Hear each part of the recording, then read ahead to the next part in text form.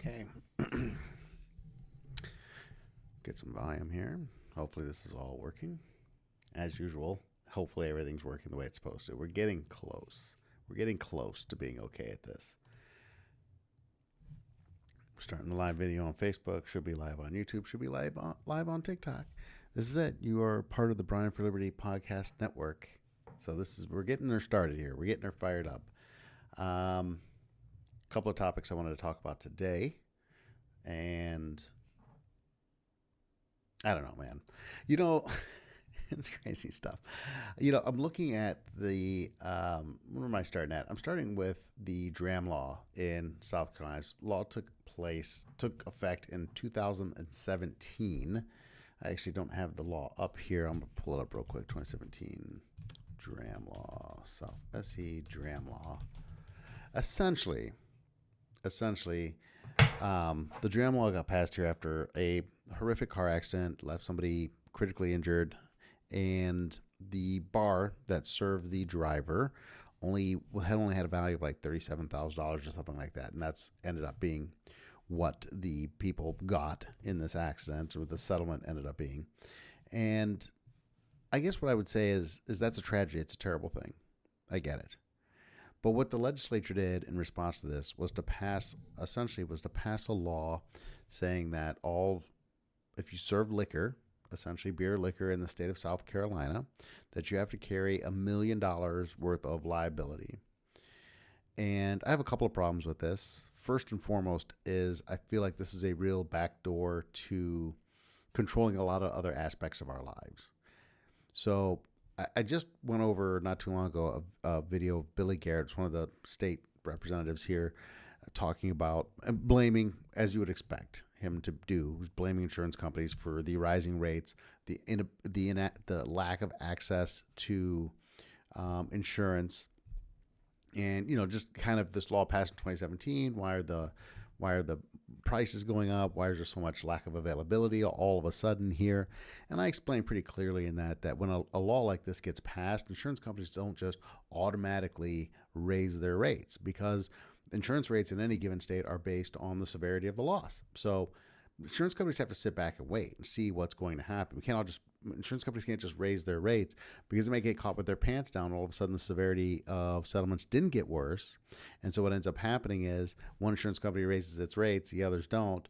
And, this doesn't end up being a thing where it costs the insurance companies a ton of money. Bottom line is there's a very valid reason why it takes a lot of time for insurance companies to adjust their rates based on legal changes in a particular venue like South Carolina. When I say venue, I mean the state. That's how insurance companies refer to like geographic areas. So in a venue, for an insurance company to raise its rate, it's going to wait and see how that affects settlements in that area.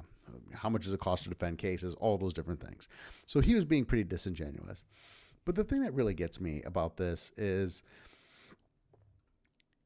I guess when I look at it, I say, well, how far back are we going to take liability away from the individual? To what extent are we going to reduce the liability for individual people for their actions and transfer that to business? Because that's a pretty dangerous precedent to set. It's a pretty dangerous thing to say. We are going to hold businesses responsible for the actions that their customers take after they are served. That's a pretty dangerous thing, because where does that start? Or I'm sorry, where does that stop? Where does that action stop? How far back do we back these things up and go before we say, okay, this is solely the responsibility of the individual person? And the reason I bring that up is because, well, name your industry, right? Are we going to make it virtually impossible for people to buy cars? Because if somebody gets in a car accident after buying a car, are we going to say, oh, well, this dealership sold this kid this fast car, and this kid didn't know how to drive this car. Why did they sell him this car? He shouldn't have done that. And as a result, what happens? Well, now we don't have now this dealership's liable for the damage done by a kid who bought a car at their dealership. Well, guess what? Now this dealership suddenly has to have all this extra insurance as well. So what does it cost to buy a car now? Does the car suddenly get more expensive? Yes, I'm adjusting my camera. Yes, I'm still sorting out the technology. Okay. So is that how that works? Then is that what we're going to do?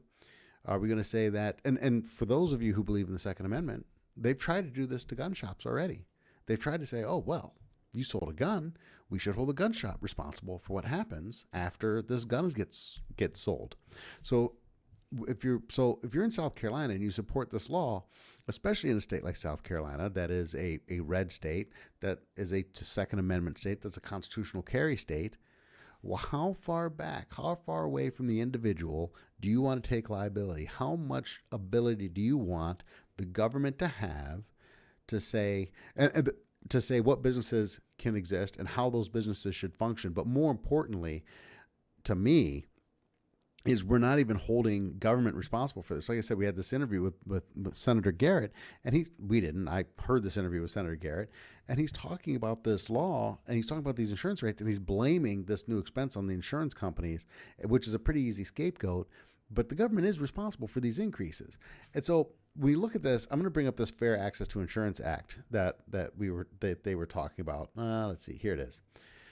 So this is what bothers me. So we're going to pass this Fair Access to Insurance Act, and what they're going to do is they're going to start laying out all of these things, right? So in addition to all of the requirements, this is a little bit boring legalese stuff, but it's important. A person licensed permitted to sell alcoholic beverages for on-premise consumption, essentially a bar, which remains open after 5 p.m. to sell alcoholic beverages for on-premises consumption, is required to maintain a liquor liability insurance policy or a general liability insurance policy, blah, blah, blah, blah, blah, blah, blah, blah, for at least a $1 million policy, right? And then if you meet, so unless the person licensed or permitted to sell alcoholic beverages qualifies under the terms of a liquor liability risk mitigation program pursuant to subsection E. So here's subsection E. Stop serving alcohol by 12 a.m. Completes an alcohol server training course. I'm okay with the alcohol server training course. That's not a bad idea. Has less than 40% of its total sales deriving from alcohol sales or is a nonprofit organization.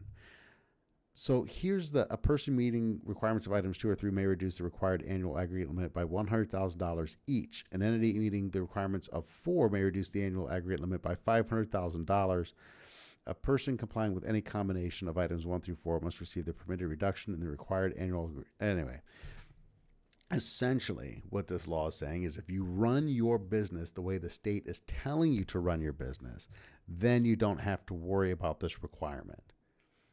That's a dangerous little thing, isn't it? That's a dangerous little thing where we're going to pass this liability law. It's going to make it far more expensive for businesses to engage in commerce for small, and this is affecting obviously small businesses. It's going to make it far more dangerous for business, or far more expensive, I should say, for businesses to do business, right? And then here's a set of rules. If you do business the way we want you to do business, then it's okay. Then we'll let you stay open, or at least reduce this expense to you. And my caution here, what I would warn people of here is this is a move that sets a precedent. This is a move that says, yeah, this is a power we think the state should have over business. And therefore, how are you going to say no to it when they apply it to a different business? When you apply it to a business you don't want them to apply it to, when they apply it to a business that you think, hey, what are we doing here? We can't hold a car dealership liable for an auto accident caused by somebody who bought one of their cars.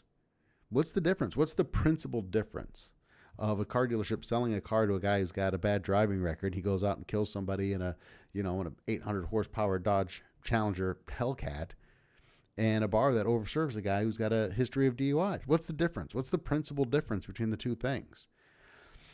I don't know. I think it's a dangerous precedent to set. And that's where I go, then you look at, like I said, you look at like these backdoor gun control types of things that they try and do with liability and insurance. And we're going to sue the manufacturers and we're going to sue the shops and whatnot. We're going to put these businesses that we don't like out of business. Oh my God. Are you kidding me with this? Hold on. Once again, I'm having Okay, there we go. That should have solved the problem. I don't know why I have to reset the mic every time I start a live here, but I do.